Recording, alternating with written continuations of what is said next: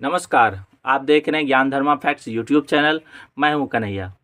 दोस्तों, आज हम लोग मीडिया जगत के एक ऐसे शख्सियत के बारे में चर्चा करने जा रहे हैं जो उसका कि टोन, जिनकी भाषा में मासूमियत और जो अपना रीजनल टोन होता है उसको बरकरार रखने का उन्होंने भरसक प्रयास किया।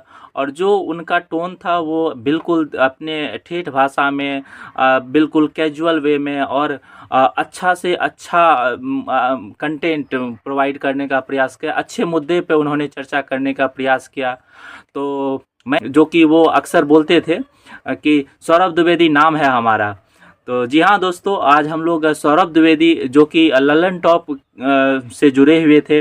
दरअसल लल्लन टॉप के बारे में मैं एक संक्षिप्त परिचय दे दूं कि सौरभ द्विवेदी ने lallantop.com नाम से वेबसाइट शुरू किया था, जिसमें कि वो अपना कुछ कंटेंट लिखते थे और अपना न्यूज़ वगैरह जो भी उनको ठीक लगता था, अच्छे अच्छे मुद्दे पे वो लिखते थे। बाद में वहीं से उन्होंने यूट्यूब चैनल वगैरह भी शुरू किया था। फिर उसको ग्रो करने के लिए उसे फिर इंडिया टुडे ग्रुप ने खरीद किया लिया, या फिर मुझे नहीं पता है कि खरीद लिया या फिर उन्होंने खुद से मर्ज कर लिया था। तो अभी वर्तमान समय में लल्लन टॉप जो है वो इंडिया टुडे ग्रुप का ही एक मतलब पार्ट है, उसी ग्रुप का हिस्सा है। तो हुआ यूँ कि वहाँ से उनकी जो जर्नी स्टार्ट हुई, तो वो काफ़ी एक अच्छे अच्छे मुद्दों पे वो कंटेंट बनाते थे। वो काफ़ी उनका वीडियो वायरल भी होता था। बिल्कुल कहीं भी बैठना, किसी का इंट्रोडक्शन देना, तो ऐसा इंट्रोडक्शन जो कि काफ़ी मनमोहक होता था। कोई भी उनके मतलब इंट्रोडक्शन से खुद ही, जो खास करके जो गेस्ट वगैरह आते थे वो खुद ही मनमोहित हो जाते थे। खास करके बैठकी जो उनका एक मतलब शो था। फिर उन्होंने अनेक प्रकार के मतलब शो करने का प्रयास किया, जैसे सेहत भी आपने देखा होगा, जिसमें सेहत के बारे में चर्चा होती है। उन्होंने किसी डिग्री के बजाय अपने टीम में कर्मचारियों को हायर करने के लिए उनके क्वालिटी पे ध्यान दिया, जिस वजह से लोग उनकी इज्जत भी करते थे। और रिसेंटली पता नहीं उनके दिमाग में क्या आया, क्योंकि कुछ चीज़ें मतलब आपको मैंने इससे पिछले वीडियो में भी बताया था कि चीज़ें खामोशी से बहुत बड़ी बातें कह जाती है। तो वही हुआ था। तो अचानक से 5 तारीख को उनका एक वीडियो आता है और वो कहते हैं कि नहीं, और मेरा सफ़र लल्लन टॉप में यहीं तक था। तो बहुत सारे लोग जो कि इसके बारे में नहीं जानते थे कि मतलब Lallan top India today group का ही एक पार्ट है। तो उन लोगों को भी थोड़ा सोचने में समझने में थोड़ा मतलब अजीब लगा कि ये लल्लन टॉप तो अपना इंडिपेंडेंट था, तो ऐसा नहीं था। तो वो एक पार्ट था इंडिया टुडे ग्रुप का ही।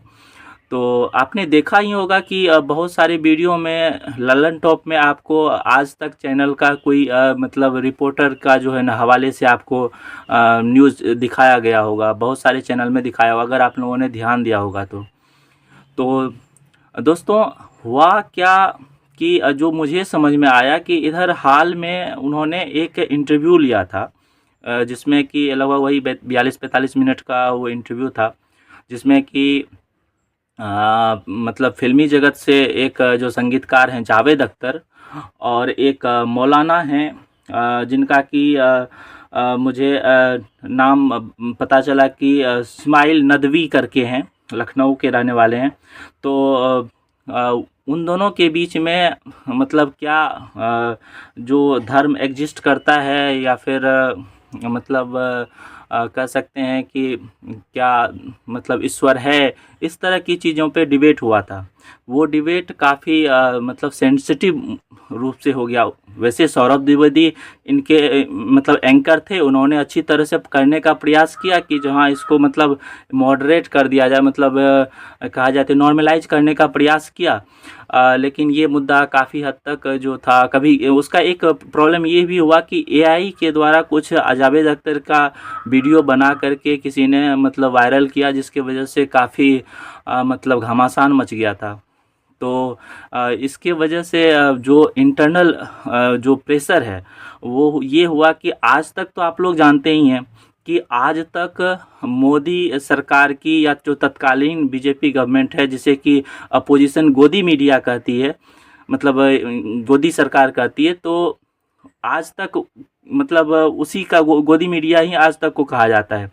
तो लोग आज तक के माध्यम से जिस प्रकार की न्यूज़ सुनते थे, तो आज तक का जो अपना जो एक फ़ैन फॉलोइंग है, और आज तक जिस सरकार के बारे में हर चीज़ें पॉजिटिव कह रहा है, अगर कोई अगेंस्ट में बोल दे, कोई धर्म के बारे में ये बोल दे कि नहीं धर्म एग्जिस्ट ही नहीं करता है या ईश्वर है ही नहीं, तो या इस तरह की जो सेंसिटिव मुद्दे पे बात कर दे, तो स्वाभाविक सी बात है कि जहां अभी बीजेपी की सरकार धर्म को लेकर के बहुत ज़्यादा एग्रेसिव है, तो ऐसे में आज तक फिर तो सवाल उठेगा। तो धीरे धीरे इसी वजह से इंटरनल जो प्रेशर था वो सौरभ द्विवेदी के ऊपर से बढ़ता गया, और इससे पहले भी कुछ चीज़ें ऐसी थी जिस पे कि सौरभ द्विवेदी चाहते थे कि वो हम अपने तरह से करें, लेकिन वो कर नहीं पाते थे। बहुत सारी जगह पे आपने देखा होगा कि वो एक अलग ही टॉपिक से, इधर से हाल फिलहाल के समय में वो थोड़ा बहुत भटकाव था उनके टॉपिक में, जो कि मुझे भी रास नहीं आ रहा था, इसलिए मैंने कुछ दिनों से ललन टॉप को देखना भी बंद कर दिया था।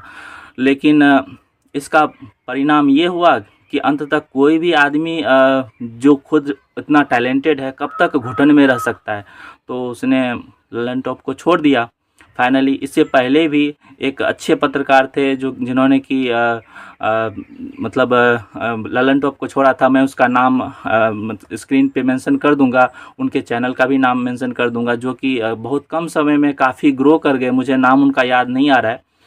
तो ये इस तरह से मीडिया और पॉलिटिकल प्रेशर होता है, और किस तरह से एक अच्छे इंसान को एक अच्छे काम की एक तरह से सज़ा मिली है, वो कहीं ना कहीं फिर से वो उस काम शुरू करेंगे, लेकिन कहीं ना कहीं एक प्रकार की सज़ा मिली है।